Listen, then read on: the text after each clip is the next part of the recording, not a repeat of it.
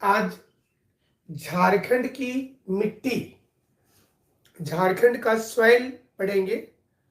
झारखंड के सॉइल कितने प्रकार के हैं, कहाँ कहाँ पर पाए जाते हैं, सॉइल का इरोजन झारखंड में कैसे होता है और कौन से ऐसे भौतिक कारक हैं,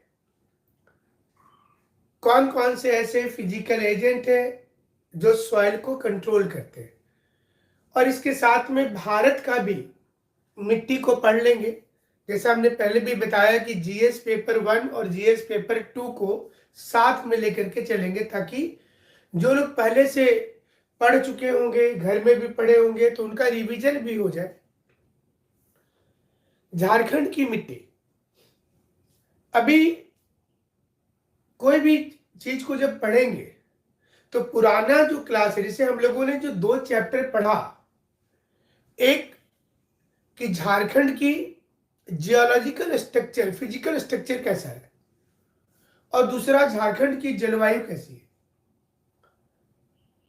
तो उससे संबंधित फिर हमारा जब टेस्ट सीरीज होगा तो उसमें भी आप लोग क्वेश्चन ज्यादा से ज्यादा बनाएंगे। तो चलिए, पहले तो ये जानना है, ये हमने आपको ये जियोलॉजिकल मैप है और मिट्टी इसी से रिलेटेड है। जब झारखंड की मिट्टी की बात करते हैं तो ये दिमाग में रखना है कि जो जियोलॉजिकल मैप है ये कहां कहां पर क्या है, और मिट्टी आपको समझ में तुरंत आ जाएगा, बहुत बड़ा नहीं है। जहां कहीं भी आपने पढ़ा था ना, जैसे आयरन और ग्रुप में, देखिए ये वाला कलर, ये कलर जो है, ये वाला, ये देखिए आयरन और ग्रुप है, और इसके किनारे किनारे जो है ये ग्रेनाइट। तो जहां जहां पर ग्रेनाइट है वहां सारी जगह पर रेड सॉइल आपको नजर आएगा। फिर जैसे आपने राजमहल पढ़ा था, जहां जहां पर वोल्केनिक इरप्शन हुआ वहां पर ब्लैक सॉइल नजर आएगा। जो नदी घाटी है उस पूरे एरिया में एलुवियल सॉइल नजर आएगा। एलुवियल सॉइल भी झारखंड में 2 प्रकार का है, एक एलुवियल सॉइल जो गंगा के किनारे किनारे ऊपर वाले एरिया में दिखेगा, और दूसरा एलुवियल सॉइल जो दामोदर नदी के किनारे मिलेगा। तो बहुत इजी है समझना। जब आप पुराने मतलब जियोलॉजिकल स्ट्रक्चर जानते रहिएगा तो कहीं प्रॉब्लम नहीं आएगा। तो एक बार जियोलॉजिकल स्ट्रक्चर को आप जान जाइए, फिर हम जल्दी से लौट जाएंगे उसमें। ये वाला जो आपको कलर दिख रहा है, ये तो गोंडवाना सुपर ग्रुप का है। ये वाली कलर गोंडवाना सुपर ग्रुप की है। और दूसरा जो कलर आपको नजर आ रहा है, ये नजर, अगर ग्रेनाइट इसमें हम देखना चाहें कि ग्रेनाइट किधर है, तो एक आपको सिंभूम ग्रुप, ये सेक्शन जो दिखता है आपको, ये वाला, ये ग्रेनाइटिक पूरा एरिया है। और सिंभूम ग्रेनाइट कॉम्प्लेक्स इस रीजन में, इसलिए आप देखिएगा यहाँ लोहा भी मिलता है। आप जब मिनरल भी पढ़ेंगे तो आपको इस रीजन में क्लियरिटी आ जाएगी। लेकिन उसके पहले ये जानना है, अगर क्वेश्चन ऐसा आता है जैसे मिट्टी है क्या, किसे कहते हैं मिट्टी, अगर आपसे कोई पूछेगा कि मिट्टी किसे कहते हैं, चाहे आप झारखंड का भूगोल पढ़े या बिहार का या भारत का, तो मिट्टी तो वही होगी। तो आपको सिंपल बताना है ज्योग्राफी के अनुसार में, if the size of particle is less than 1/256 millimeter in diameter, then it is known as soil. अगर किसी पार्टिकल की size less than 1/256 millimetre in diameter है तो उसको सॉइल बोलते हैं। और जैसा आप जानते हैं कि top most layer of rock is known as soil. Top most layer soil बनने में हम थोड़ा सा मैप आपको लेकर के आ जाते हैं सीधा सॉइल का, जो झारखंड की सॉइल है।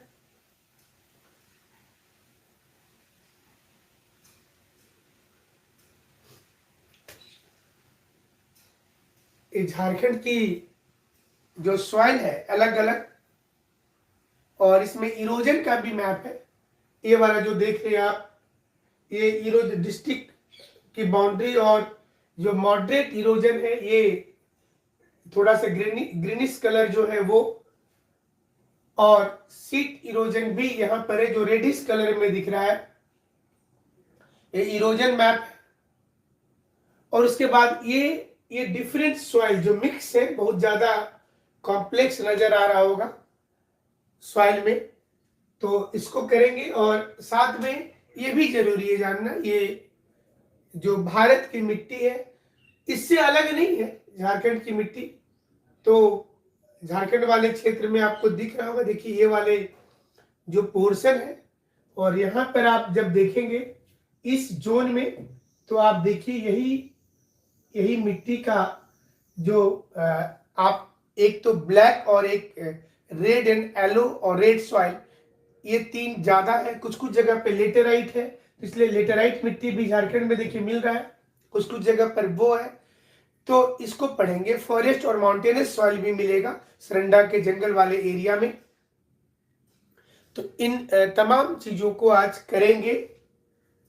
तो पहले तो ये जाने हम लोग कि मिट्टी जब पढ़ते हैं कौन कौन से ऐसे फैक्टर हैं जो मिट्टी को कंट्रोल करेंगे। ऐसा क्वेश्चन जब आएगा, पहले तो ये वेदरिंग और इरोजन, ये दो चीज झारखंड में रेगुलर हो रहा है। So whenever we talk about weathering, it means breaking of rock. Weathering शब्द जिसको अपक्षयन बोलेंगे हिंदी में, उसका अर्थ होता है चट्टानों का टूट जाना।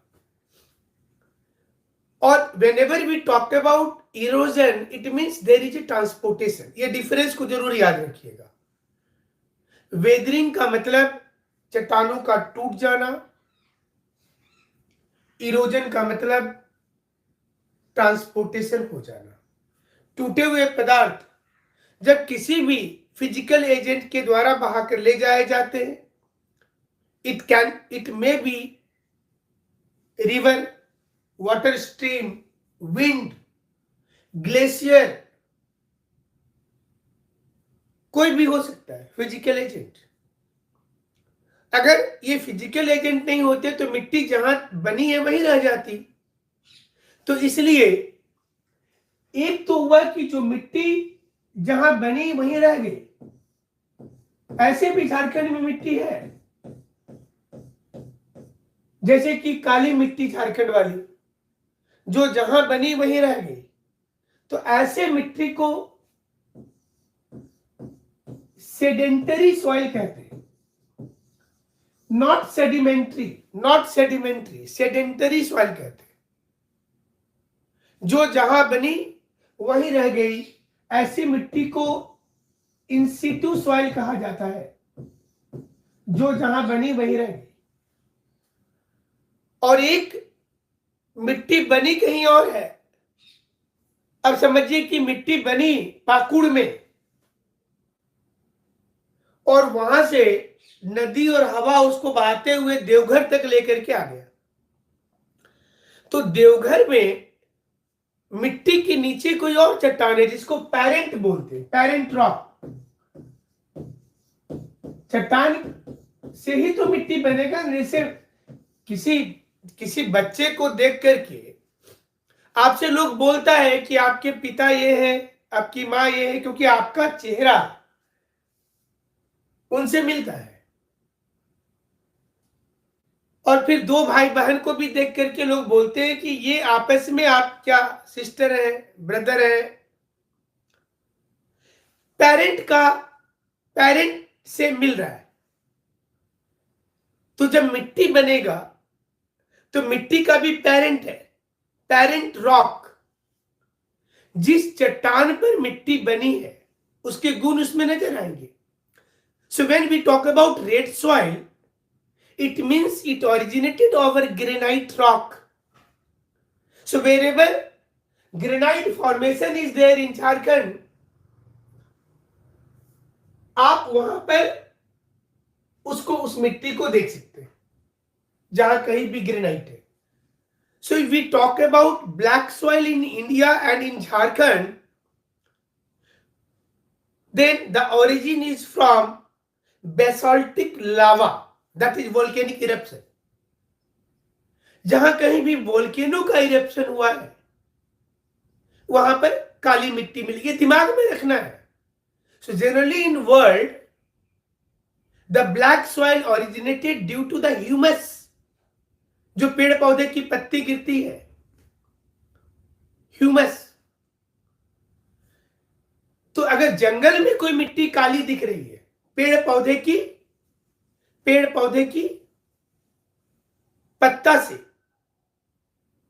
वर्ल्ड में कोई मिट्टी काली दिख रही है, ऑलमोस्ट 90% जो सॉइल होता है वो जो काली मिट्टी वाला वो ह्यूमस से होता है. ध्यान रखना है, पत्ता से काला दिखता है. But in India, so when we talk about black soil, it originated due to basalt. और बेसॉल्ट में टाइटेनिफेरस मैग्नेटाइट होता है. सो जैसा कि आप लिख रहे थे, राजमहल ट्रैप, डलमा ट्रैप इन झारखंड, इन जमशेदपुर. तो ये वाला जो एरिया है जहां जहां पर ज्वालामुखी फटा था, वहां की मिट्टी कैसी हो जाएगी? काली हो जाएगी, जिसको रेगुड़ बोलते हैं साउथ इंडिया में. वो झारखंड में ब्लैक सॉइल रेगुड़ उस एरिया में मिलेगा. तो आप अगर उस मैप के साथ अगर हम लोग चले तो आपको तुरंत क्लियरिटी आ जानी चाहिए.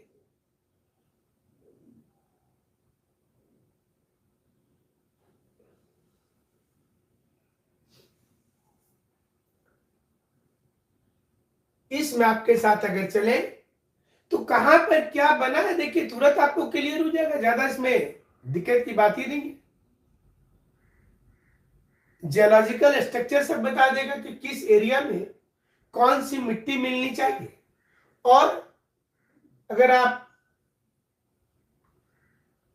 इस नक्शे को देखें तो और क्लियर होगा, क्योंकि इसको तो देखना जरूरी है. राजमहल की जब बात करते हैं तो इस जोन की बात करते हैं, राजमहल इस जोन की बात करते हैं.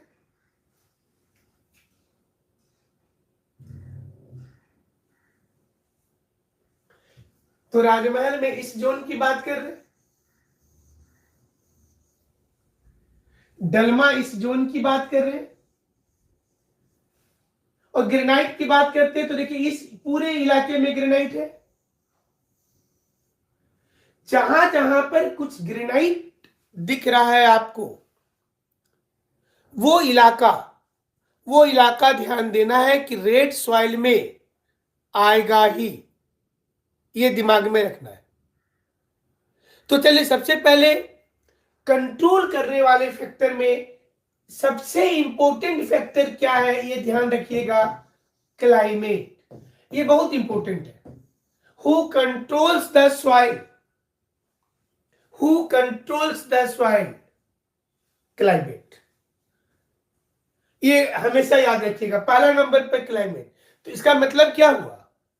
अगर एक जैसा क्लाइमेट है और वहां डिफरेंट काइंड के रॉक है, जैसे ग्रेनाइट है, बेसॉल्ट है, डोलेराइट है, व्हाटएवर रॉक इज देयर, और वहां का क्लाइमेट क्या है? एकदम ड्राई. तो ये तीनों चट्टान क्या बना देगा? Desert soil. क्लाइमेट उसको कंट्रोल कर रहा है. अगर किसी भी स्थान का क्लाइमेट ट्रॉपिकल है, ट्रॉपिकल और थोड़ी उच्च भूमि हो, ऐसा ट्रॉपिकल मतलब टेम्परेचर ज्यादा,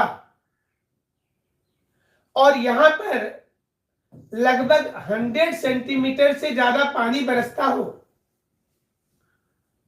100 सेंटीमीटर से ज्यादा बारिश होता हो, और अल्टरनेटिव क्लाइमेट हो, मतलब एक बार ठंडा का मौसम आता हो, एक बार गर्मी का मौसम आता हो, तो झारखंड के उन प्रदेश में लेटेराइट मिट्टी बन जाएगी। जैसे कि आप देखेंगे लोहरदगा वाला एरिया में, आप ये वाला जो जोन है, इस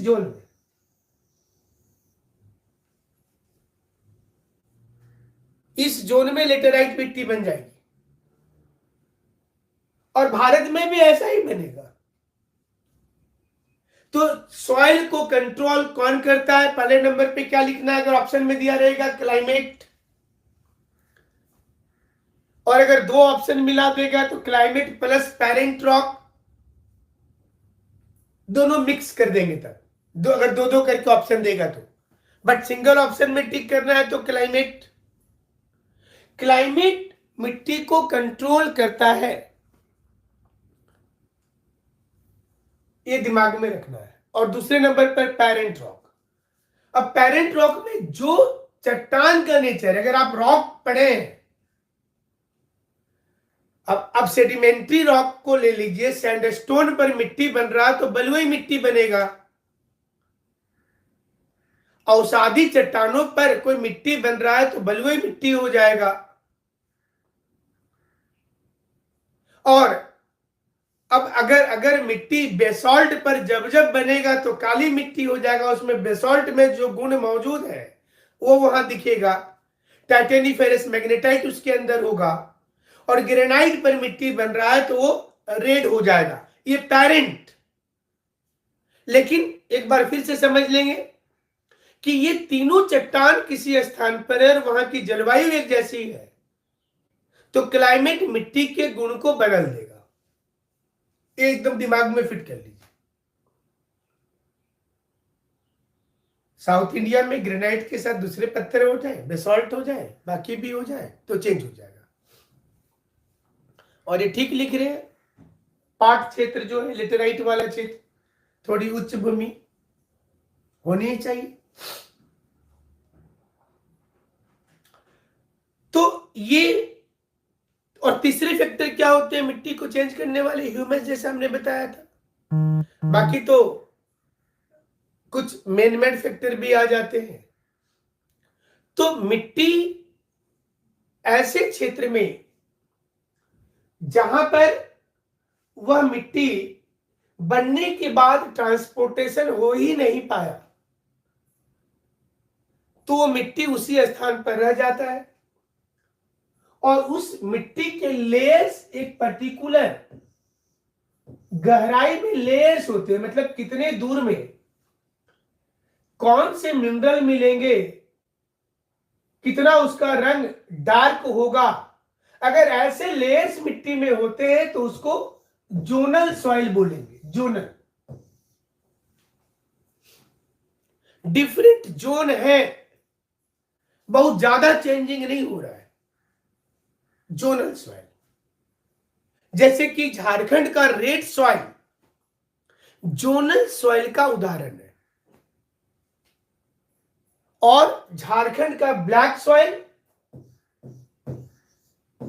इंट्राजोनल सॉइल का उदाहरण है। इंट्राजोनल का मतलब होता है जिसमें परफेक्ट लेयर ना मिलकर के एक अप एंड डाउन रहेगा। कहीं पर ज्यादा गहराई में कुछ मिनरल मिल रहे, कहीं पर कुछ कम गहराई में मिल रहे हैं। और झारखंड की जलोढ़ मिट्टी जो है वो अजोनल सॉइल, जिसमें कोई लेयर नहीं है, जो नदी के किनारे में मिल रहा है, वो एजोनल सॉइल।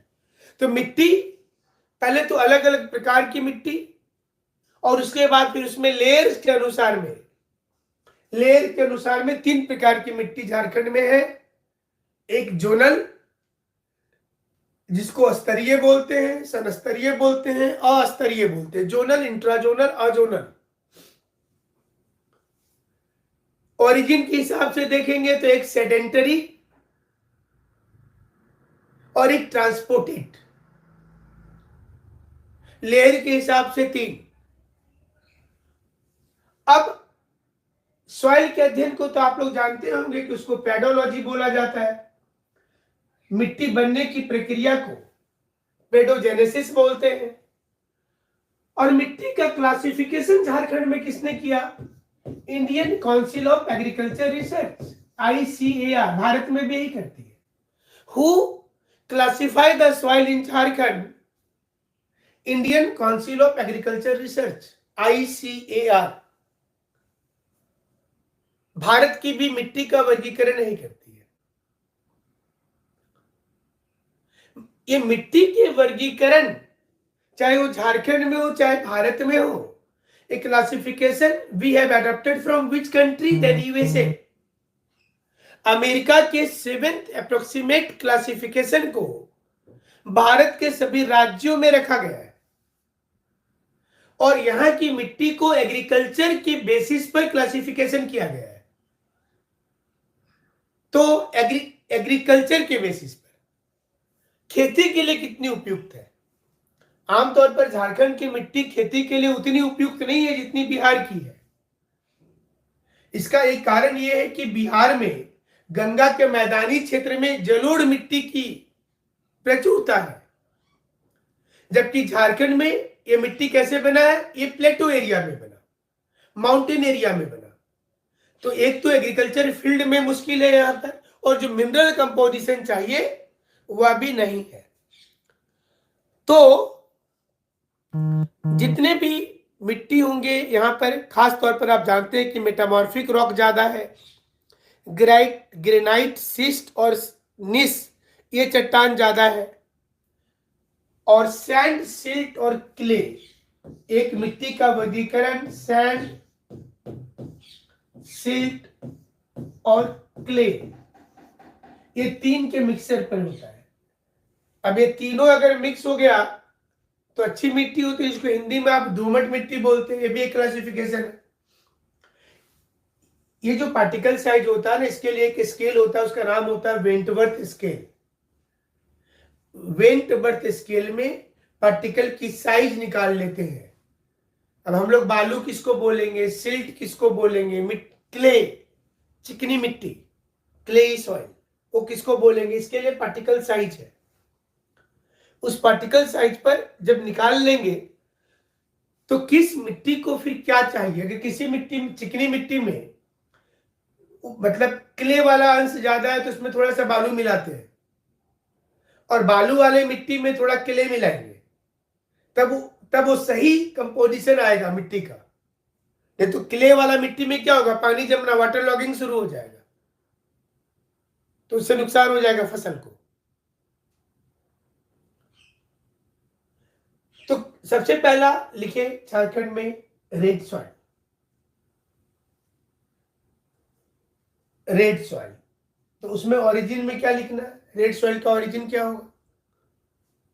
रेड सॉइल का ओरिजिन होगा ग्रेनाइट एरिया, जहां पर फेरस ऑक्साइड के चलते ये मिट्टी, फेरस ऑक्साइड के चलते ये मिट्टी रेड दिख रही है। ग्रेनाइट के ऊपर बनी है, फेरस ऑक्साइड के चलते ये मिट्टी रेड दिख रही है। इसकी फर्टिलिटी कम होती है, ये एसिडिक नेचर का होता है, इसका पीएच वैल्यू 7 से कम हो जाए, ये एसिडिक नेचर का है। और ये जो मिट्टी है, ये मिट्टी एग्रीकल्चर में मोटा अनाज जो होगा उसके लिए ठीक है। इसमें रेड सॉइल में परमेबिलिटी का मतलब होता है वाटर ट्रांसमिटिंग कैपेसिटी। इसका मतलब होता है वाटर ट्रांसमिटिंग कैपेसिटी, कितना पानी उसमें मूवमेंट कर सकता है, कितना पानी मूवमेंट कर सकता है, उसको वाटर ट्रांसमिटिंग कैपेसिटी कहते हैं, जिसको बोला जाता है परमिएबिलिटी।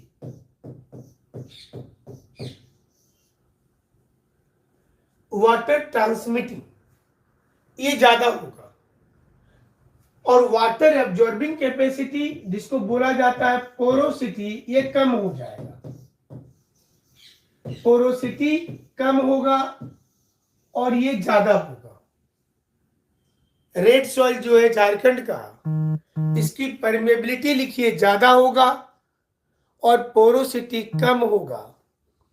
ये मिट्टी में इसलिए इरोजन भी ज्यादा होता, चूंकि परमेबिलिटी ज्यादा है तो जो मिट्टी की अपर्दन होगी, चूंकि पठारी एरिया में भी बना है इसलिए यहां पर इसकी इरोजन बढ़ेगी। आप जो ये वाला मैप देख रहे हैं ना झारखंड के, सॉइल इरोजन, और ये आपको ये मॉडरेट इरोजन वाला एरिया है। देखिए पूरा इलाका आपको दिखेगा कि बहुत ज्यादा इरोजन यहां पर हो रहा है। झारखंड में मिट्टी का अपर्दन बहुत ज्यादा होता है,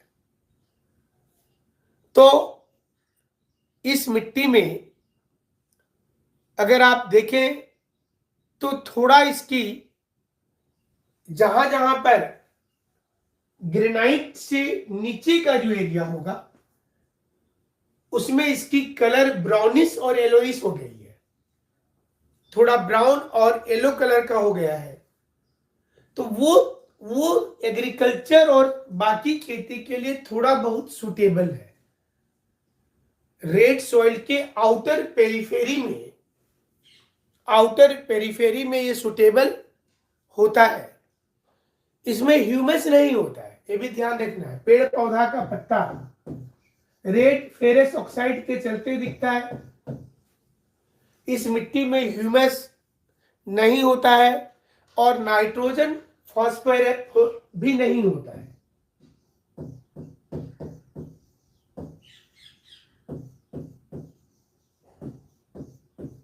ये दोनों भी नहीं होता है। भारत में जब फर्टिलाइजर यूज करते हैं ना, सबसे ज्यादा क्या होता है? NPK, nitrogen phosphorus and potassium, वो सबसे ज्यादा यूज हो रहा है भारत में फर्टिलाइजर के रूप में। किसी भी खेती वाले ग्राउंड में एनपीके ही यूज होता है, तो यहाँ पर मैक्सिमम मिट्टी में वो अब्सेंट है, ये भी ध्यान दीजिएगा। तो इसमें अब ये मिट्टी में क्या खेती कर सकते हैं? इस मिट्टी में मूंगफली की खेती हो सकती है, कुछ एरिया में गन्ना की खेती होती है, कुछ मोटा अनाज की खेती इसमें कर सकते हैं। तो ये ग्रेनाइट वाला एरिया में है जैसे आप जानते हैं, इसलिए ये हजारीबाग कोडरमा में भी थोड़ा सल्फर मिक्स्ड रेडिश सॉइल मिलेगा हजारीबाग कोडरमा में। और खास तौर पर ये जो मिट्टी है ये इस जोन में ज्यादा है और थोड़ा यहां पर ये जो रेडिश सॉइल है झारखंड का।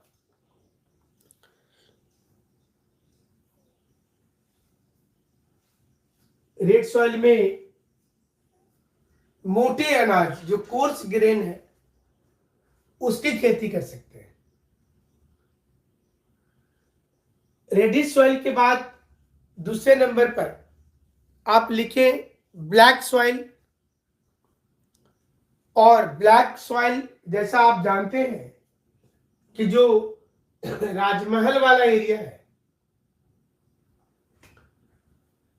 उस एरिया में ब्लैक सॉइल आपको नजर आएगा। और ये ब्लैक सॉइल वाला मैप भारत में अगर देखेंगे तो ये इलाका, ये ब्लैक सॉइल का इलाका है, ये इलाका ब्लैक सॉइल का है।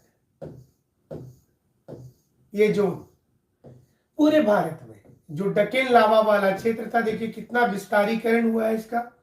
कुछ इधर गुजरात में है, ये वाला पूरा उधर सतपुरा की पहाड़ी, कुछ विंध्याचल का एरिया, इधर मालवा का पठार, ये पूरा इलाका देखिए। इधर पेनिट्रेशन इसका आंध्र प्रदेश के एरिया में भी है, पूरा महाराष्ट्र है, कुछ कर्नाटक का भाग भी आता है। और यहां पर आप देखेंगे इस जगह में जहां अभी आप राजमहल की बात कर रहे थे हम लोग, तो राजमहल वाले जोन पर थोड़ा नीचे की ओर इस दो इलाके में ये सबसे ज्यादा है ब्लैक सॉइल। ये ब्लैक सॉइल का एरिया है। काली मिट्टी के जो बनने का कारण था वही कारण झारखंड में भी होगा, झारखंड में अगर देखेंगे तो ये वाले जोन पर आएगा, इस जोन पर है, और थोड़ा सा इस जोन पर है। यहां जहां जहां पर भी वोल्केनिक इरप्शन हुआ, इस रीजन में ब्लैक सॉइल बना, और ब्लैक सॉइल बनने का कारण यहां पर भी ज्वालामुखी उद्गार, वोल्केनिक इरप्शन। तो यहां पर राजमहल है, तो राजमहल ट्रैप लिखेंगे। और ये मिट्टी का काला दिखने का कारण क्या है? इसका काला दिखने का कारण है टाइटेनी फेरस मैग्नेटाइट।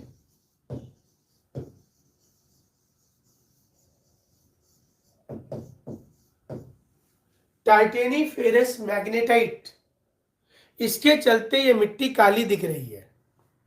तो इसमें भी आप देखेंगे तो नाइट्रोजन फास्फोरस इसमें भी नहीं है, लेकिन पोटास, चूना और एल्युमिनियम इसमें है। और ये मिट्टी में पोरोसिटी थोड़ा होता है, ये मिट्टी थोड़ा पोरस होगा, मतलब पानी पकड़ के रखता है। इसलिए जब कभी सूखेगा तो मिट्टी में दरार आ जाएगा, क्रैक्स।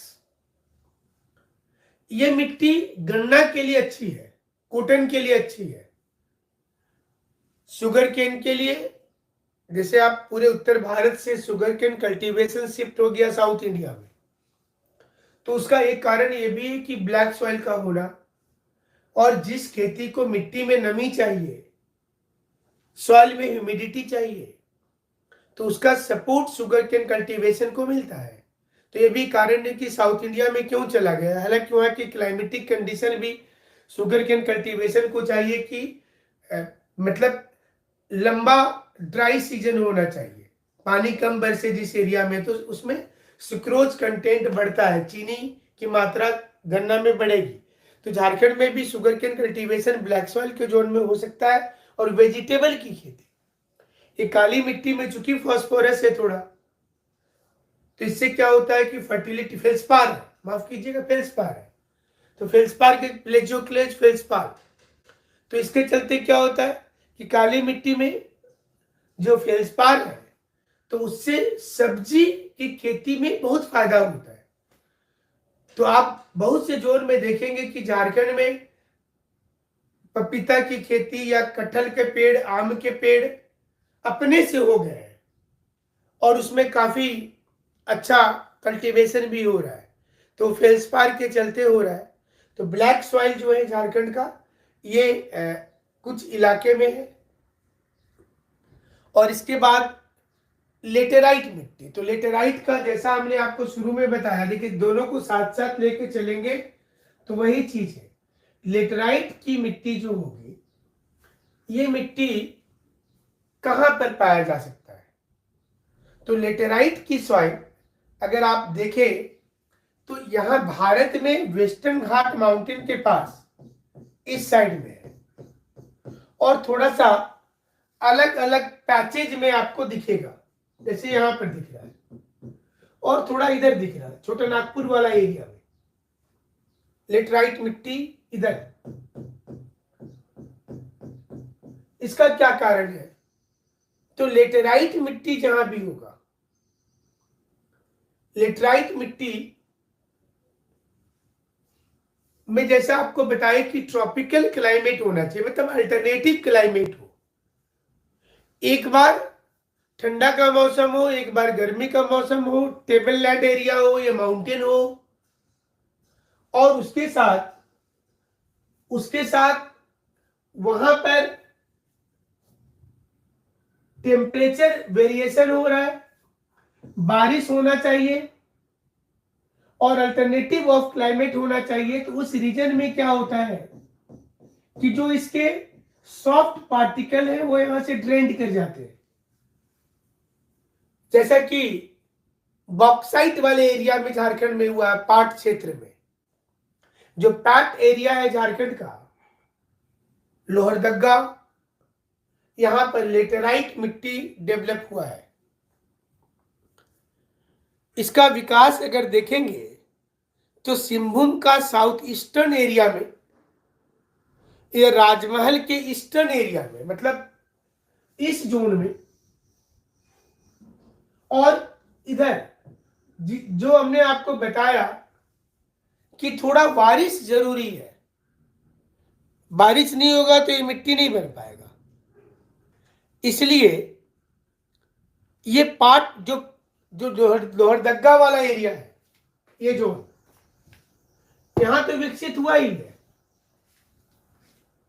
और 2 और इलाके में हुआ है। इसका विकास 2 और इलाके में हुआ है। तो लेटेराइट मिट्टी और दामोदर नदी घाटी में अगर देखेंगे तो दामोदर नदी घाटी में बलुई मिट्टी का विकास हुआ है। झारखंड में एलुवियल सॉइल भी 2 प्रकार के हैं। एक जो दामोदर घाटी के किनारे कोयला वाले क्षेत्र में विकसित हो गया, और दूसरा जो पाकुड़ एरिया वाला है, इधर साहेबगंज पाकुड़ के एरिया में, इस साइड में ये वाला एलुवियल सॉइल, इस किनारे पर, जिसको आप बोल सकते हैं कि साहेबगंज का नॉर्थ वेस्ट, नॉर्थ, और पाकुड़ का ईस्ट, और कुछ बहरागोड़ा वाले सोनरेखा नदी घाटी में, जहां पर बांगर और खादर, ये 2 मिट्टी एलुवियल सॉइल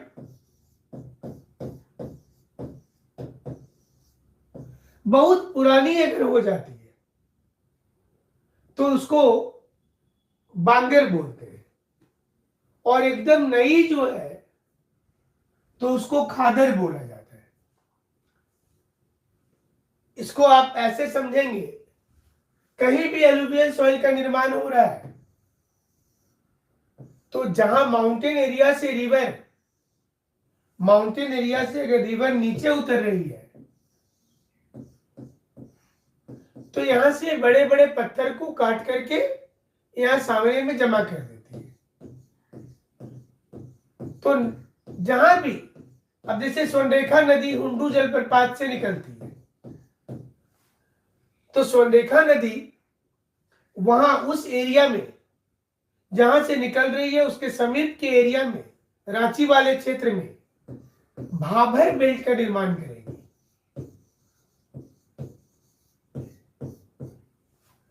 भाभर बेल्ट का मतलब हुआ कि यहां पर बड़े बड़े पदार्थ, बोल्डर साइज के पत्थर होंगे, और इस एरिया में नदी अपनी आइडेंटिटी समाप्त कर देती है। मतलब यहां पर नदी दिखाई नहीं देगी, इस जगह में रिवर दिखाई नहीं देगी। वो यहां से देखिए ऐसे अंदर अंदर चली गई,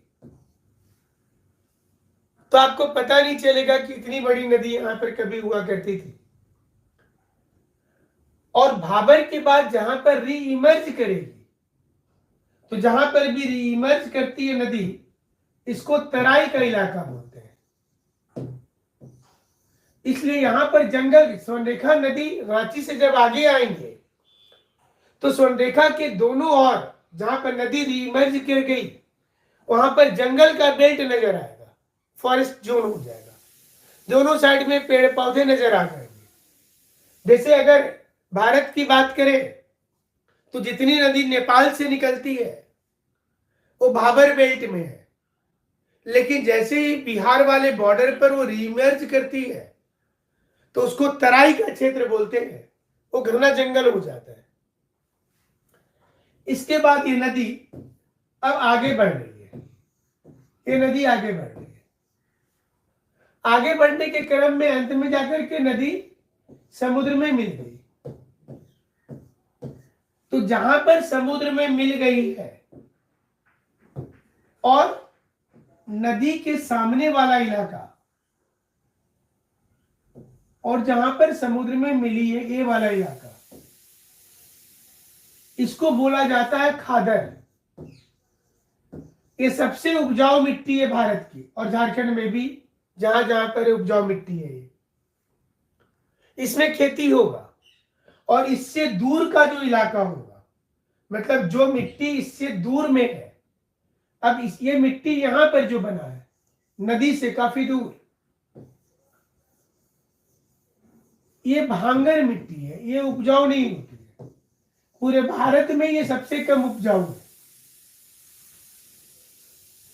तो झारखंड में जो एलुवियल सॉइल है ये मिट्टी भी 2-3 प्रकार की हो जाती है। जैसा हमने आपको बताया कि उसमें से एक जो जो नदी के सामने होगा, चाहे वो दामोदर नदी के किनारे हो, वो बूढ़ी नदी के किनारे हो, बहुत सी नदियां हैं झारखंड में, सोंडेका के किनारे हो, वो खादर मिट्टी है। और उससे दूर जितना जाएंगे वो भांगर मिट्टी है। भांगर वो उतना उपजाऊ नहीं है। भारत में भी सेम चीज है। इसके अलावा ये तो मेजर टाइप था। इसके अलावा बहुत से ऐसे मिट्टी समूह हैं जो छोटे छोटे पॉकेट्स में पाए जा रहे झारखंड में, जो छोटे छोटे पॉकेट्स में पाए जाते हैं झारखंड में। और उसमें से अगर आप देखेंगे तो जहां पर जिस मिनरल की प्रधानता है वहां पर वो मिट्टी पाई जा रही है। जैसे वेस्ट सिंहभूम का साउदर्न एरिया में रेड टू, इस एरिया में, इसके साउथ भाग में रेडिस एंड एलोइस सॉइल पाया जाता है, जो पशुपालन के लिए जाना जा रहा है। वेस्ट सिंहभूम का साउदर्न पार्ट जो है, यहां पर रेडिस एंड एलोइस सॉइल, इसके साउथ वाले एरिया में, जहां उधर बड़बील, गुआ, जामदा, किरीबुरु वाला एरिया जो है, चाईबासा से किनारे, वो पाया जा रहा है। इसी प्रकार से पलामू गढ़वा वाला जो एरिया है, यहां पर थोड़ा ग्रेइस एलोइस है। पलामू गढ़वा की कुछ मिट्टियां इस रीजन में ग्रेइस एंड एलोइस, पीलापन और थोड़ा भूरा धूसर कलर की मिट्टी पाई जाती है। और ये जो मिट्टी होगी, ये इसमें उर्वरता थोड़ा है, थोड़ा बहुत है। इसी प्रकार से कोडरमा हजारीबाग में मिट्टी में बालू का अंश ज्यादा होगा, क्योंकि यहां पर अभ्रक वाला एरिया है। थोड़ा हजारीबाग और इस एरिया में, हजारीबाग, कुछ रामगढ़ का एरिया, कोडरमा जहां है, इस इलाके में मिट्टी में बालू का अंश ज्यादा है यहां पर। और कुछ कुछ तो ऐसा इलाका है जहां पर बहुत ज्यादा इरोजन हो गया, तीव्र ढाल वाला एरिया, जो पठारी इलाका होगा, जैसे राजमहल का वन साइड, जहां तीव्र ढाल है, खड़ा ढाल है, स्टीप स्लोप है, तो उस एरिया की जो मिट्टी होती है वहां पर इरोजन ज्यादा हो जाएगा, तो ये मिट्टी यहां से ड्रेन कर जाती है, मतलब थोड़ा पथरीली मिट्टी हो जाएगा उसके आसपास के एरिया में। अब यहां की जो ऊपर का अगर देखेंगे आप, ऊपर की मिट्टी तो सॉइल इरोजन बहुत ज्यादा हुआ है। वहां पर रिल इरोजन, बारिश जब होती है तो माउंटेन एरिया और पठारी इलाका है, तो छोटे छोटे इस प्रकार के पानी के रील्स बन जाते हैं ऐसा, और ये बहुत ज्यादा ड्रेन करते हैं, मिट्टी को काटते हैं, तो इरोजन ज्यादा होता है इससे। और कई रील मिलकर के रेवाइंस या सीड। और आज ये सॉइल का सेकेंड क्लास है। सॉइल का एक क्लास आपको बता चुके थे। तो जो क्वेश्चन आए हुए हैं अलग अलग झारखंड की परीक्षा में, चाहे वो जेपीएससी में हो या सचिवालय में भी आया, जेएसएससी में आया, झारखंड के जो जो एग्जाम अभी तक हुए हैं उसमें मिट्टी से संबंधित जो क्वेश्चन आए, आज वो क्वेश्चन आपके साथ पूछेंगे। और एक नया मैप आपके लिए लाए हैं जो मिट्टी को और ज्यादा डिस्ट्रीब्यूशन सही तरीके से आपको बताने की कोशिश करेंगे। झारखंड का सॉइल और भारत की मिट्टी में बहुत हद तक समानता है, लेकिन डिस्ट्रीब्यूशन में समानता नहीं है, जैसा आप को पहले भी कल के क्लास में भी बताए थे। तो चलिए, जो जो क्वेश्चन आया है उसके पहले आपको एक बार फिर से एक डिस्ट्रीब्यूशन मैप ऑफ सॉइल है। अगर पूछा जाता है कि सॉइल जो है वो किसे कहते हैं, सीधा से आंसर देना है ज्योग्राफी के अनुसार में। Less than 1/256 millimetre in diameter. अगर ये क्वेश्चन आता है कि किसे कहते हैं तो आपको ये बताना है 1/256 मिलीमीटर इन डायमीटर। सॉइल को कौन सबसे ज्यादा प्रभावित करता है आपको बताना है क्लाइमेट, और दूसरे नंबर पर बताना है पेरेंट रॉक। झारखंड में सबसे ज्यादा मिट्टी किस चट्टान पर बनी है आपको बताना है ग्रेनाइट, सिस्ट। ये किस प्रकार की चट्टान है मेटामॉर्फिक।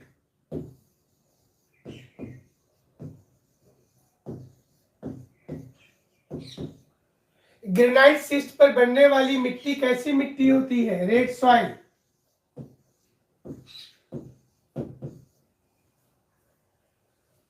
ये आपको जो क्लासेज में क्वेश्चन आएंगे तो उसी हिसाब से आपको बता रहे हैं जिस प्रकार से एग्जाम में आएंगे, और जो आए हुए भी क्वेश्चन है। झारखंड में सॉइल का क्लासिफिकेशन कौन करता है Indian council of agriculture research. Who classify the soil in Jharkhand ICAR।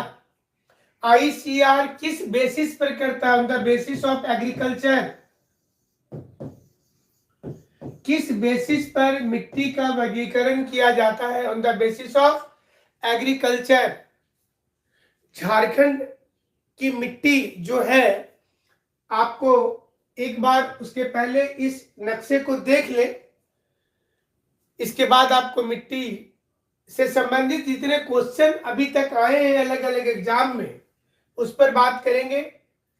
तो ये जो नॉर्दर्न पोर्शन वाला गढ़वा, पलामू, चतरा, हजारीबाग, कोडरमा, गिरिडीह, देवघर, दुमका, गुड्डा, साहेबगंज, पाकुड़, ये हमेशा ध्यान देना है कि जो नॉर्दर्न पोर्शन है जहां पर बिहार के बॉर्डर बन रहे हैं, एक किनारे वाला पोर्शन हमारा, और ये पोर्शन जो है नॉर्दर्न वाला, ये पोर्शन में एलुवियल सॉइल है, जलोढ़ मिट्टी है। ये वाला इलाका जो एकदम नॉर्दर्न पोर्शन है इसमें जलोढ़ मिट्टी है। इसमें देखिए इस नक्शे में ये जो ग्रीन कलर दिख रहा है आपको, ये वाला ग्रीन वाला कलर जो दिख रहा है, ये कलर एलुवियल सॉइल का है। ये कलर एलुवियल सॉइल का है, ये वाला कलर।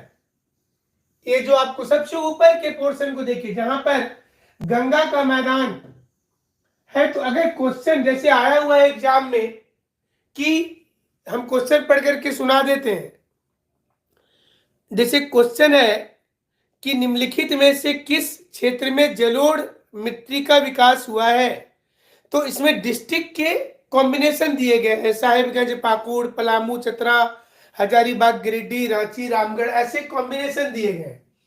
तो आपको ये ध्यान रखना है कि ऊपर वाला जो डिस्ट्रिक्ट होगा इधर का, इसलिए रटना नहीं है। हो सकता है एग्जाम में इस बार दूसरा कॉम्बिनेशन दे दे तो ये रटना नहीं, ये ऊपर वाला पोर्शन जो है पूरा डिस्ट्रिक्ट आप एक बार हमेशा इस नक्शे का स्क्रीनशॉट लेकर के रखेंगे। और ये जो ऊपर वाला पोर्शन है यहां पर देखिए, ये पोर्शन में खास करके यहाँ ये नॉर्थन वाला जो पोर्शन है, और ये देखिए साहेबगंज सबसे ज्यादा नॉर्थ में है, और इधर में से फिर बंगाल का शुरुआत होगा। तो ये वाला इलाका में ज्यादा जलोढ़ मिट्टी है साहेबगंज में। साहेबगंज, गुड्डा, northern part of Deoghar, northern part of Koderma, northern part of Chatra, northern part of Palamu, लेकिन ज्यादा परसेंटेज है साहेबगंज में। ये ध्यान देना जलोढ़ मिट्टी का, जो एलुवियल सॉइल है उसका ज्यादा परसेंटेज वहां है। अब अगर ऑप्शन में एक डिस्ट्रिक्ट इधर से कहीं से दे दिया गया, इधर रांची, रामगढ़, लातेहार, लोहरदगा, ये चतरा के साथ में सरीकेला दे दिया, चतरा के साथ में सिमडेगा दे दिया, तो आपको वो ऑप्शंस रॉन्ग करना है। ऊपर से ही अगर दोनों ऑप्शंस है तो उसको सही करना, और याद रखना है कि इसमें साहेबगंज अगर दिया है तो उसको टिक कर देना है। इसी प्रकार से जो दूसरा आप सेकेंड जो क्वेश्चन आया हुआ है, अब आप देखें कि ठीक इसके नीचे, मतलब जलोढ़ मिट्टी के ठीक नीचे अगर देखेंगे तो आपको हमने अलग अलग कलर कर दिया ताकि आपको दिक्कत नहीं हो। ये जो पीला वाला रंग दिख रहा है, एक बॉर्डर देखिए, पीला वाला रंग, ये वाला कलर, ये, और थोड़ा सा बीच में हजारीबाग से रांची के रास्ते वाले जोन पर थोड़ा हमने बनाया है। ये दो जो इलाका है मिट्टी के लिए, यहाँ पर सल्फर कंटेंट ज्यादा। तो भी क्वेश्चन एग्जाम में आया हुआ है कि झारखंड के किन प्रदेशों में अभ्रक मूलक मिट्टी मिलती है। So in which district and in which area sulphur content soil is form. तो आपको ये वाला इलाका जो दिख रहा है ठीक साउथ, आप मैप में देख सकते हैं। तो ये क्वेश्चन भी आया हुआ है। और इसमें इस मिट्टी का क्या क्या खासियत होता है, इस मिट्टी का अगर खासियत देखेंगे तो आप देख सकते हैं कि इसमें पहाड़ी क्षेत्र में ये मिट्टी हल्की गुलाबी होती है और मैदानी क्षेत्र में पीला होता है। पहला आप ये जान लें कि पहाड़ी क्षेत्र में हल्का गुलाबी होगा और मैदानी क्षेत्र में पीला होता है। और इसमें एग्रीकल्चर में कुरनी और कोदो की खेती होती है। इसमें बालू के अंश अधिक होते हैं, इस मिट्टी में बालू के अंश अधिक होते हैं, सैंड ज्यादा होते हैं। तो आपको ये हजारीबाग वाला एरिया में जो आप देख रहे हैं, ये इलाका अभ्रक मूलिक मिट्टी की है। लेकिन सबसे बड़ा क्षेत्र जो है मिट्टी का झारखंड में, और वो आपको ये जो रेड कलर आपको दिख रहा है, ये वाला, ये रेड सॉइल का, आप देखिए पूरे झारखंड को कवर किया है। अगर आप देखेंगे तो पूरा झारखंड देखिए, हर डिस्ट्रिक्ट ऑलमोस्ट नजर आ रहा है जिसमें लाल मिट्टी है। तो सबसे बड़ा क्षेत्रफल आपको यहाँ पर लाल मिट्टी का दिख रहा है। इसलिए रेड सॉइल से जो क्वेश्चन आएगा, पहला आया हुआ भी है कि लाल मिट्टी के लाल दिखने का कारण क्या है, फेरस ऑक्साइड। क्या लिखेंगे, फेरस ऑक्साइड। क्वेश्चन आया हुआ है कि लाल मिट्टी के निम्नलिखित कैरेक्टर पर विचार कीजिए।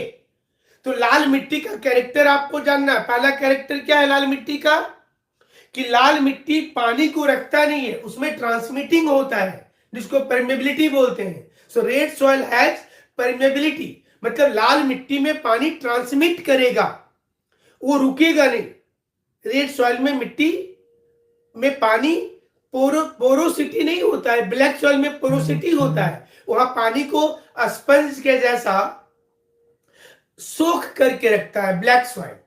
लेकिन रेड सॉइल सूखेगा नहीं, पानी को आने जाने देगा, ट्रांसमिटिंग होती है उसमें। तो पहला क्वेश्चन कैरेक्टर क्या है उसका, कि ट्रांसमिटिंग होता है। दूसरा कैरेक्टर क्या है कि लाल मिट्टी किस पर बना है। तो लाल मिट्टी दो चट्टानों पर डेवलप हुआ है यहाँ पर। एक तो ग्रेनाइट पर हुआ जो इग्नियस रॉक है, और दूसरा ग्रेनाइट सिस्ट। ग्रेनाइट सिस्ट बोलेंगे। So whenever we talk about schist and gneiss, schist और नीस जब बोलते हैं तो ये मेटामॉर्फिक चट्टान है।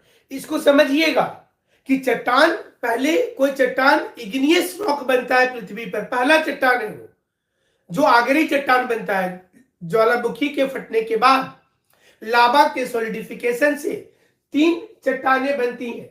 और एक जो है उसमें एक चट्टान वह है इग्नियस। तो इग्नियस रॉक मतलब आगरी चट्टान। ये लावा से, लावा ठंडा होगा तो इसी से बेसॉल्ट बनता है। सबसे ऊपर में पृथ्वी का बेसॉल्ट जो काली मिट्टी को जन्म देती है, इसी चट्टान से डोलेराइट बनता है जो गिट्टी वगैरह घर बनाने में होता है, और इसी से ग्रेनाइट बनता है। ये तीनों आग्नेय चट्टानों का रूप है। और इसमें जब बनने के बाद जब चट्टानों पर प्रेशर पड़ता है तो वो चट्टान से, ग्रेनाइट पर जब प्रेशर पड़ेगा तो ये चट्टान शिफ्ट हो जाएगा, ये चेंज हो जाएगा, तो इसको सिस्ट बोलते हैं, ग्रेनाइट सिस्ट। और जब एक बार चेंजिंग होने के बाद अगर दोबारा चेंजिंग होगा तो सिस्ट से बन जाएगा निस। तो देखिए यहां पर दोनों मतलब मिट्टी के साथ इसको भी समझना है कि पृथ्वी पर पहली चट्टान जो बनती है वो आगरी चट्टान होती है, प्राइमरी रॉक बोलते हैं, इग्नियस होता है। और ये इग्नियस रॉक 3 है। एक तो पृथ्वी के अंदर, मतलब सबसे ऊपर बन रहा है ज्वालामुखी फटा, सबसे ऊपर बन रहा है ज्वालामुखी फटने के बाद, और ये ऊपर वाला को बेसॉल्ट, ये याद रखिएगा हमेशा, बेसॉल्ट। इसलिए इसका नाम ही है वोल्केनिक रॉक। तो ये भी मिट्टी बनाएगा बाद में जाकर, चूंकि पेरेंट रॉक है ना, इसके जो कैरेक्टर है वो सॉइल में हमेशा नजर आएंगे। दूसरा बनेगा डोलेराइट। डोलेराइट एक गिट्टी बनाने वाली, जो जो झारखंड में लंबी लंबी चट्टानें आपको दिखता होगा बहुत जगह पर, रोड के किनारे किनारे, आपके गांव में, आपके शहर में, आउटर एरिया में आपको दिखेगा, वो डोलेराइट पत्थर है। जितनी क्रशर मशीन है झारखंड की, वो डोलेराइट पत्थर के एरिया में बैठाई गई है, गिट्टी वाला मशीन। और तीसरा एकदम नीचे पृथ्वी पर, इसको हिपाबिसल बोलते हैं। इसको क्या बोलते हैं? वोल्केनिक चट्टान है, ये हिपाबिसल रॉक है। और इसको बोलते हैं प्लूटोनिक रॉक, मतलब बहुत गहराई में बनता है ग्रेनाइट, बहुत गहराई में जाकर के बनता है ग्रेनाइट। धीरे धीरे इसके मैग्मा ठंडा होते हैं, और इस ग्रेनाइट पर अगर दोबारा प्रेशर पड़ जाए, सेकेंड टाइम प्रेशर पड़ जाए, तो ये ग्रेनाइट क्या हो जाएगा? ये चेंज होकर के बन जाएगा सिस्ट। याद रखिएगा, schist. So whenever we talk about schist, it means schist जो पत्थर है। एक क्वेश्चन आ रहा है, क्वार्जाइट। क्वार्जाइट निरंजन जी जो रॉक है, वो सैंडस्टोन का परिवर्तित रूप है। जैसे ग्रेनाइट जब भी चेंज होगा, देखिए सिस्ट वर्ड अगर आता है हमेशा ध्यान दीजिएगा, तो ये मेटामॉर्फिक रूपांतरित चट्टान है। किसी के साथ भी अगर हम बेसॉल्ट के साथ बोलते हैं बेसॉल्ट सिस्ट, इसका मतलब ये रूपांतरित चट्टान है। अगर हम बोलते हैं बेसॉल्ट निस, माने रूपांतरित चट्टान है, यानी कि मेटामॉर्फिक है।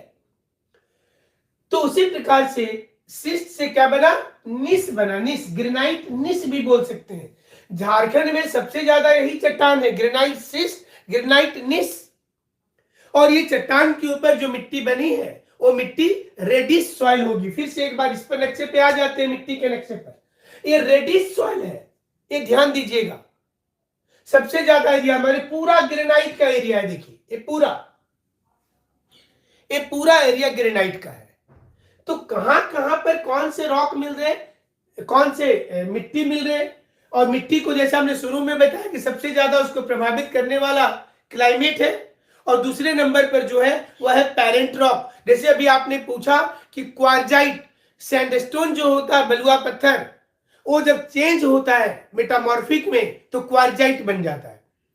जो लोढ़ा सील होता है घर में ना, मसाला पीसने वाला, पहले मिक्स, अब तो मिक्सी आ गया, पहले तो वो सील होता था, तो उस पर वो क्वार्जाइट पत्थर का बना होता है।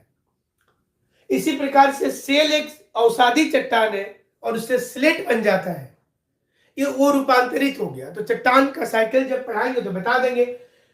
तो रेड सॉइल का पूरा एरिया देख लीजिए, इधर गढ़वा से शुरू कीजिए, करते करते देखिए इधर तक चले गए, दुमका तक है,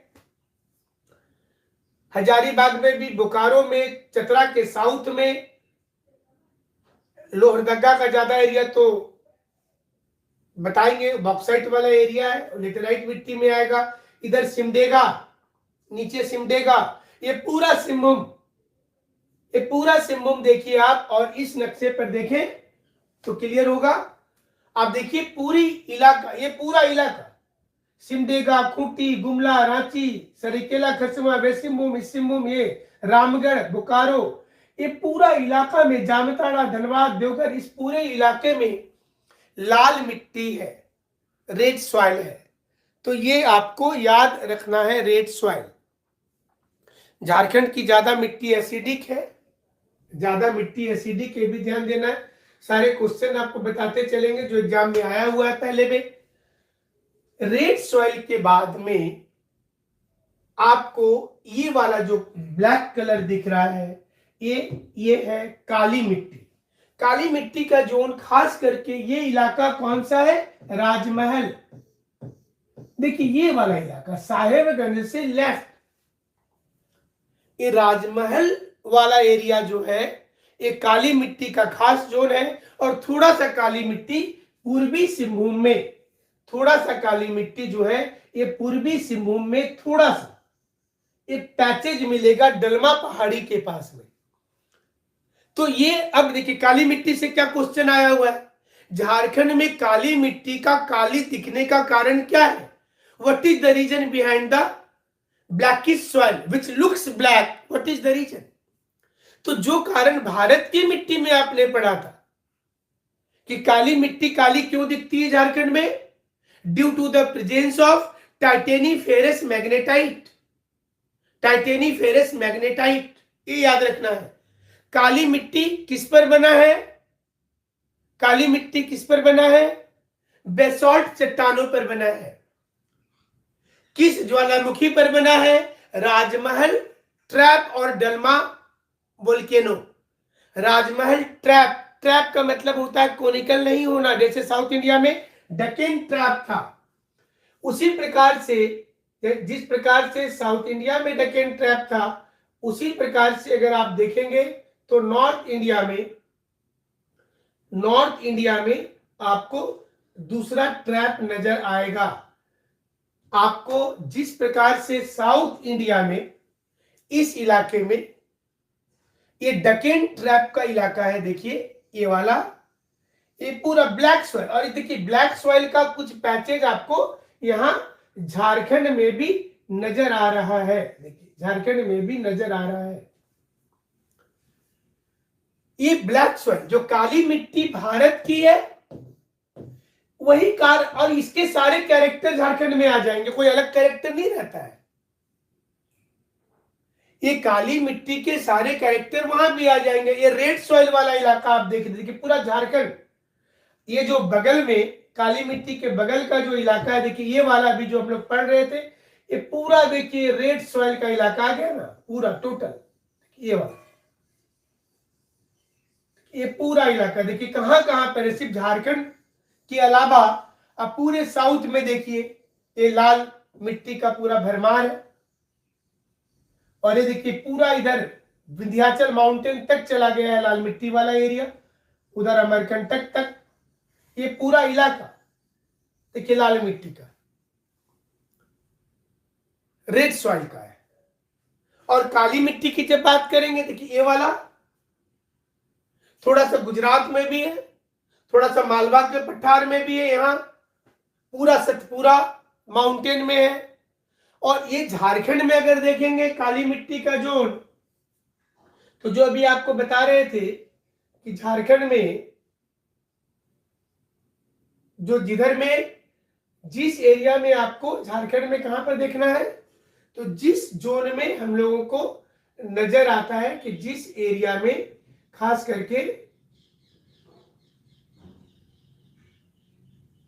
ये तो ले आते हैं उस मैप को जिसमें आपको झारखंड के तमाम ये दिखेंगे।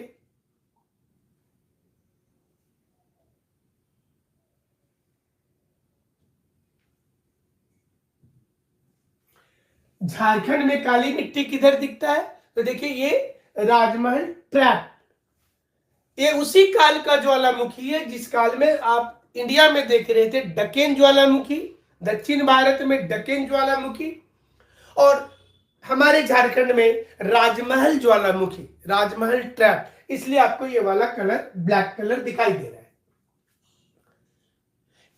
इस मिट्टी की कैरेक्टर क्या है, इसकी पोरोसिटी ज्यादा होती है, मतलब वाटर रिटेंटिव कैपेसिटी ज्यादा होता है, हमेशा वाटर रिटेंटिव कैपेसिटी ज्यादा होता है, ये पानी को रोक करके रखता है अपने साथ में, ये ब्लैक सॉइल का खासियत होता है। और इसमें क्रैक्स बन जाएंगे, क्रैक्स डेवलप हो जाएंगे ब्लैक सॉइल में।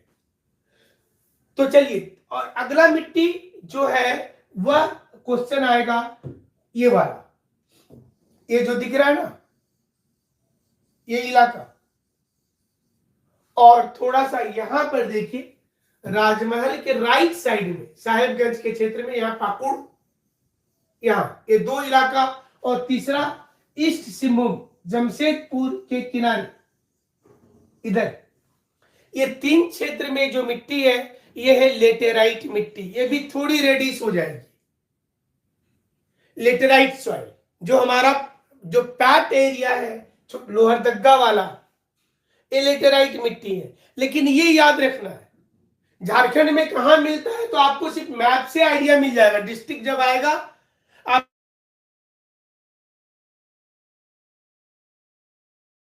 उसी के अनुसार टिक करना है। तो लेटेराइट सॉइल जब पूछा जाएगा तो इसमें याद रखना है कि ट्रॉपिकल क्लाइमेट का एरिया होना चाहिए। सिर्फ झारखंड में, सब हमारे भारत में भी वही आंसर होगा, कि ट्रॉपिकल क्लाइमेट का एरिया होना चाहिए लेटेराइट सॉइल के लिए, अल्टरनेटिव क्लाइमेट होना चाहिए और 100 सेंटीमीटर से ज्यादा बारिश होना चाहिए, माउंटेन एरिया होना चाहिए। जहां जहां पर आपको दिख रहा लेटेराइट, और देखिए सारा इलाका या तो पठार है या पर्वत है, या तो पठार है या पर्वत है। तो अभी देखिए क्वेश्चन है कि निम्नलिखित में से लेटेराइट मिट्टी किस क्षेत्र में पाया जाता है? South west Ranchi and south Palamu part reason. दूसरा है ईस्ट ऑफ राजमहल, राजमहल के पूरब में। तीसरा है साउथ ईस्ट ऑफ सिंहभूम। अभी आप देखिए कैसे आंसर्स बनाया गया है। ये वाला पलामू के साउथ में ये वाला इलाके के बारे में बात कर रहा था, और रांची के वेस्ट में ये वाला जोन, राजमहल के ईस्ट में देखिए ये वाला जोन, और तीसरा कि साउथ सिंहभूम के साउथ ईस्ट में देखिए ये वाला जोन। तो यहां पर आप आंसर निकाल सकते थे कि ये तीनों क्षेत्र में मिल रहा है, आप आसानी से आंसर निकाल सकते थे। अभ्रक प्रदान लेटेराइट किस क्षेत्र में पाया जाता है? अगला क्वेश्चन एग्जाम में आया हुआ है कि राजमहल ट्रैप के एरिया में कौन सी मिट्टी है? तो ये भी आप आसानी से कर सकते हैं। राजमहल ट्रैप के एरिया में कौन सी मिट्टी है? और लेटेराइट मिट्टी में किस चीज की खेती हो सकती है? लेटेराइट मिट्टी में किस चीज की खेती हो सकती है? लेटेराइट में चाय, कॉफी और मसाला का। लेटेराइट में एग्रीकल्चर क्या चीज का हो सकता है? चाय, कॉफी। और भारत में भी कोई बताइए तो, भारत में चाय और कॉफी दोनों एक जगह कहां पर उपजाया जाता है? किस पर्वत में? चाय और coffee both cultivates together on which mountain? चाय और कॉफी इंडिया के किस पर्वत श्रेणी पर उपजाया जाता है? चाय और कॉफी दोनों बताइए।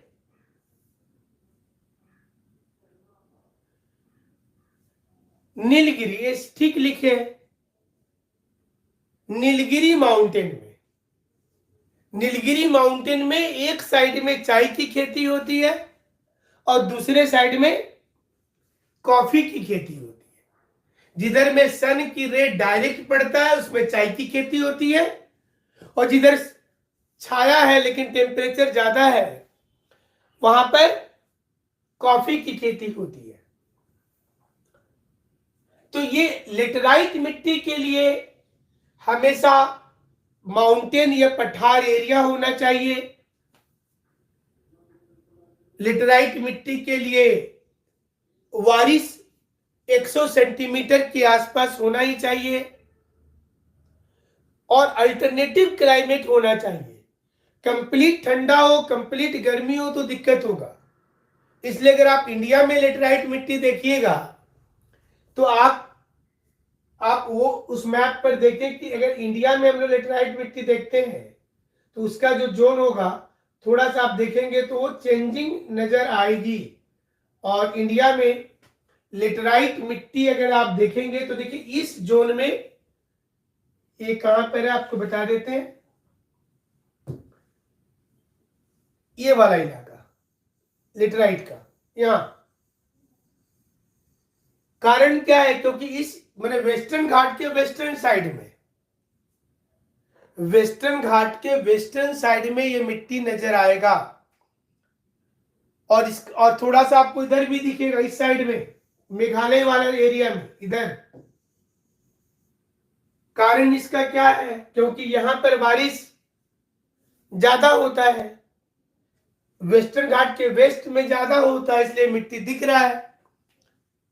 उसी प्रकार से झारखंड में जो पर्वतीय या पठारी इलाका है और जहां जहां पर बारिश ज्यादा होता है उस जोन में भी आपको नजर आएगा कि ज्यादा, उस जोन में नजर आएगा कि ज्यादा चांस है लेटेराइट मिट्टी के जन्म लेने का, लेटेराइट सॉइल के जन्म लेने का।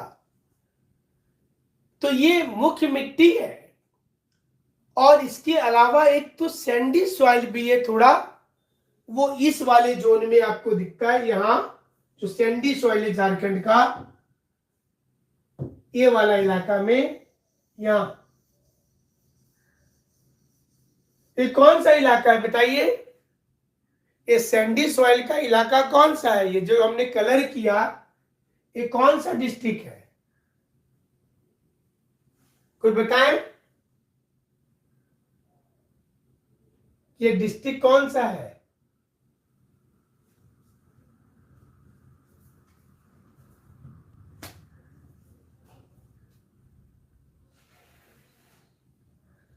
धनबाद बोकारो। हाँ ठीक लिख रहे हैं। ये धनबाद बोकारो वाला क्षेत्र है। थोड़ा जामताड़ा भी है नीचे, दुमका से नीचे। इस इलाका में आप सैंडी सॉइल जो है वो है। तो ये सारे सॉइल से कुछ आए हुए क्वेश्चन है। और ऊपर वाला जो पोर्शन है, जैसा आप जान रहे थे कि एलुवियल है। एलुवियल सॉइल कितने प्रकार की होती है? एलुवियल सॉइल मतलब कि जलोढ़ मिट्टी कितने प्रकार की होती है बताइए? भारत में तो सबसे ज्यादा एलुवियल सॉइल है, झारखंड में रेड सॉइल है। एलुवियल सॉइल 2 प्रकार की होती है, एलुवियल सॉइल 4 प्रकार की होती है। जलोढ़ मिट्टी 4 प्रकार की होती है, 2 प्रकार की नहीं होती। पहला लिखिए भाभर, कल तो बताए थे लास्ट क्लास में। दूसरा तराई, तीसरा भांगर और चौथा खादर। जलोढ़ मिट्टी खुद 4 प्रकार की होती है। पहला भाभर, भाभर अलग है, तराई अलग है। चांदनी जी, भाभर अलग मिट्टी है और तराई अलग मिट्टी है। भांगर अलग मिट्टी है और खादर अलग मिट्टी है। ये हमेशा याद रखिएगा कि झारखंड में जब मिट्टी की बात करते हैं तो आप याद रखेंगे कि जलोढ़ मिट्टी यानी कि एलुवियल सॉइल जो है उसमें भाभर, तराई, 3 नंबर पर भांगर और 4 नंबर पर खादर। अभी क्वेश्चन आ जाएगा कि इस मिट्टी को फर्टिलिटी के अनुसार सजाइए।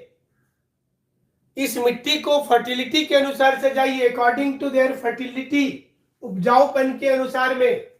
तो इसमें लिखेंगे 1 सबसे ज्यादा उपजाऊ, इसमें लिखेंगे 2 सबसे ज्यादा उपजाऊ खादर, फिर तराई, इसमें लिखेंगे 3 भाबर और 4 नंबर पर भांगर।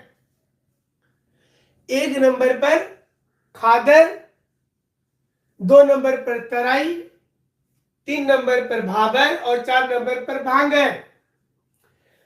इसमें से कौन सी मिट्टी हर साल नई हो जाती है? तो खादर, ये हर साल नई हो जाती है। डेल्टा प्रदेश में कौन सी मिट्टी मिलती है? खादर। किसी भी नदी से दूरी पर कौन सी मिट्टी मिलती है? भांगर। किसी भी नदी से दूर जाने पर, distance from the, if distance is far away from the river it must be भांगर, तो भांगर मिट्टी होगी। नदी जहां से निकलती है, नदी जहां से निकलती है वहां कौन सी मिट्टी पाई जाती है? वहां पाई जाती है Bhabar. The river originates from the area and comes to plain. The soil type is known as Bhabar. ये भाबर है.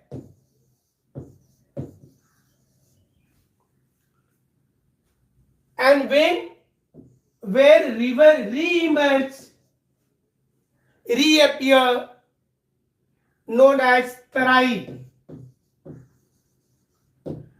तो झारखंड की जितनी नदियां जहां पर इमर्ज कर रही है, जहां से निकलती है वहां पर भाबर, और जहां पर इमर्ज होती है वहां पर तराई. भारत में नेपाल और बिहार के बॉर्डर पर तराई मिट्टी है. It is the only soil where nitrogen is naturally observed. Terai मिट्टी का लुक भी ब्लैक होता है, not due to titaniferous magnetite, due to presence of humus. पेड़ पौधा का झारखंड में फॉरेस्ट सॉइल, जहां जहां पर जंगल है, तो उसका भी लुक ब्लैक होगा. लेकिन उसका ब्लैक और जो आप राजमहल का ब्लैक था, ये दोनों में अंतर है, याद रखिएगा. जो पेड़ पौधा का पत्ता गिरता है फॉरेस्ट सॉइल में, उसके चलते ब्लैकिश कलर है. लेकिन राजमहल में ब्लैक कलर जो है वह due to presence of titaniferous magnetite है. हमेशा याद रखिएगा, इसमें कंफ्यूजन होगा, क्वेश्चन गलत हो जाएगा. तो भाबर, तराई और दूर वाले एरिया में भांगर, और नजदीक वाले नदी के किनारे किनारे और डेल्टा प्रदेश में खादर. ये याद रखेंगे. तो इस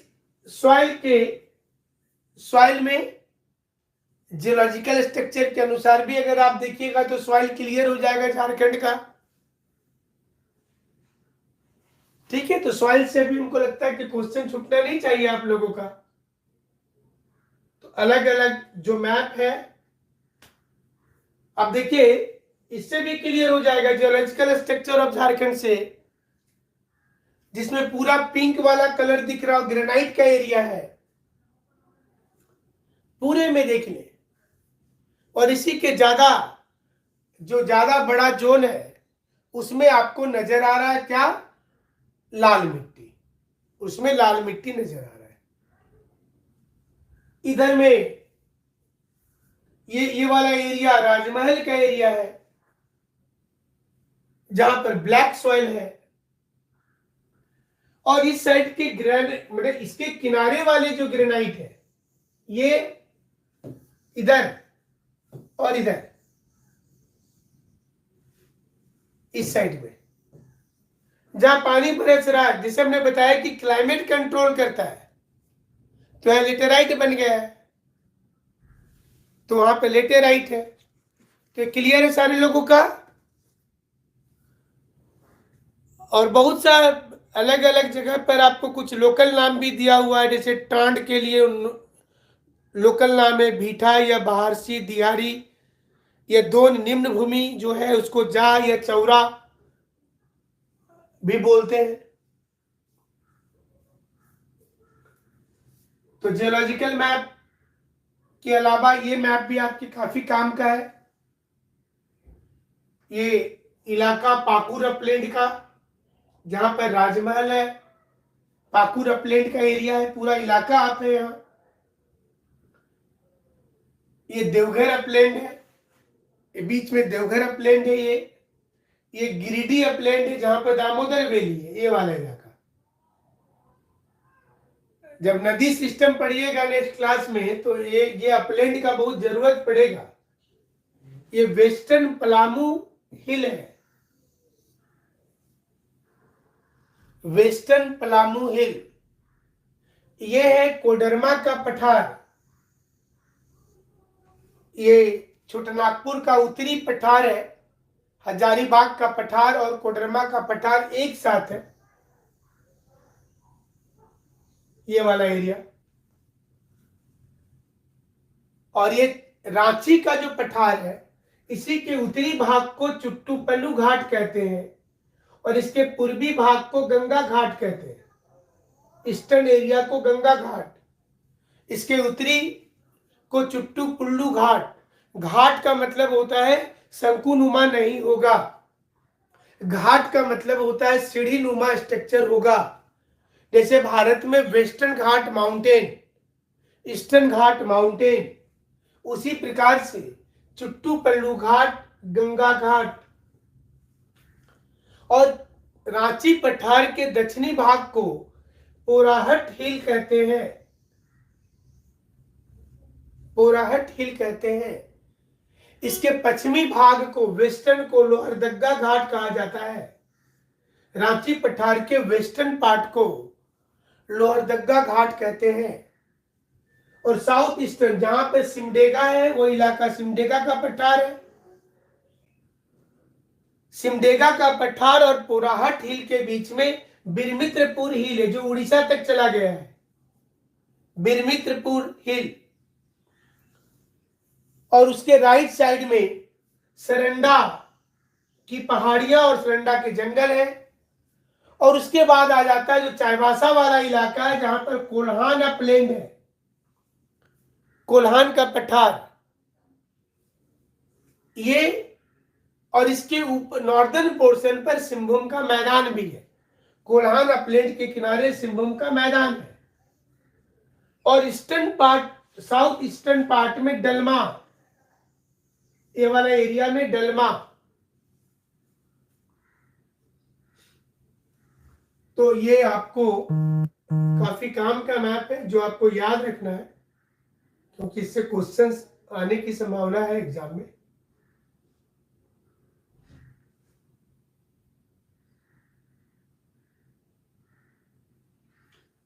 ये तो अलग अलग संथाल परगना, नॉर्थ छोटा Nagpur division, Palamu division, Santhal Pargana, north छोटा नागपुर, पलामू, साउथ छोटा नागपुर, कोल्हान, ये वाला एरिया कोल्हान। तो आपको प्रतिदिन कुछ मैप देखना होगा, जिससे कि थोड़ी आपको फायदा ही होगा उससे, रेगुलर मैप आपको देखते रहने से।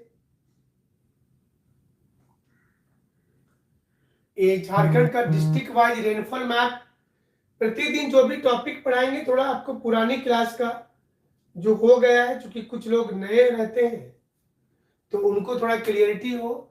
ये एक बार फिर से डिफरेंट मैप है, जिसमें इरोजन जो हो रहा है मिट्टी का, झारखंड की मिट्टी का जो अपर्दन हो रहा है, तो वो कितना ज्यादा हो रहा है ये आपको नजर आएगा। जहां जहां पर आपको थोड़ा रेडिश कलर है वहां ज्यादा हो रहा है मिट्टी का अपर्दन, वो मतलब डेंजर जोन है। मिट्टी के अपर्दन जो रेड कलर दिख रहे हैं आपको, वो ज्यादा मिट्टी का अपर्दन हो रहा है वहां।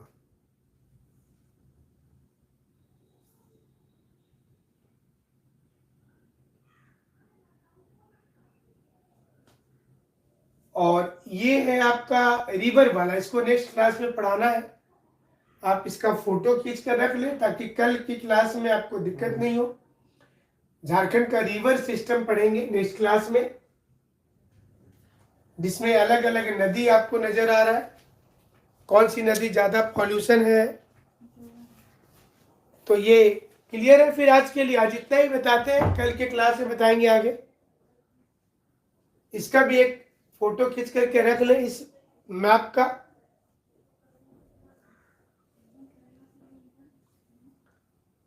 कौन सी नदी पॉल्यूटेड है? दामोदर, दामोदर नदी बहुत ज्यादा पॉल्यूटेड है। अच्छा, इसका पिक्चर इतना क्लियर नहीं आ रहा, जूम कर दे। ठीक है, कर देते।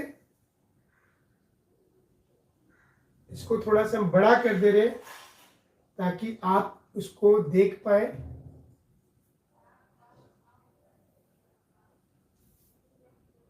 अभी दिख रहा है आप लोगों को? अभी दिख रहा है क्लियर? ये अपलैंड के अनुसार में इसकी डायरेक्शन भी पता चलेगा। दामोदर रिवर हजारीबाग के पठार से निकल रही, देखिए सबसे ज्यादा पॉल्यूटेड में इसका नाम है। और जो पिंक कलर है मतलब कम पॉल्यूशन है, जो थोड़ा ब्लूइश है वो थोड़ा ठीक नदी है, उसमें उतना ज्यादा पॉल्यूशन अभी नहीं हुआ है। साउथ कोयल, ये वाली नदी साउथ कोयल। शंख रिवर सिमडेगा पठार से के पास है शंख रिवर। तो कोडरमा प्लेटो, हजारीबाग प्लेटो, नॉर्थ कोयल रिवर देखिए यहीं से, नॉर्थ कोयल साउथ कोयल। तो ये क्लियरिटी के लिए आपको किया गया है ताकि आप थोड़ा समझ पाए जल्दी। मैप से ही पढ़ना चाहिए, आप जब भी पढ़ाई करें मैप जरूर रखिए अपने पास में। स्वर्ण रेखा ये भी पॉल्यूशन जोन में रांची से निकल करके जमशेदपुर होते हुए दीघा के पास जाके बंगाल की खाड़ी में मिल जाती है, तो इस पर भी बात करेंगे। ठीक है, फिर आज इतना ही बताते हैं, कल रिवर सिस्टम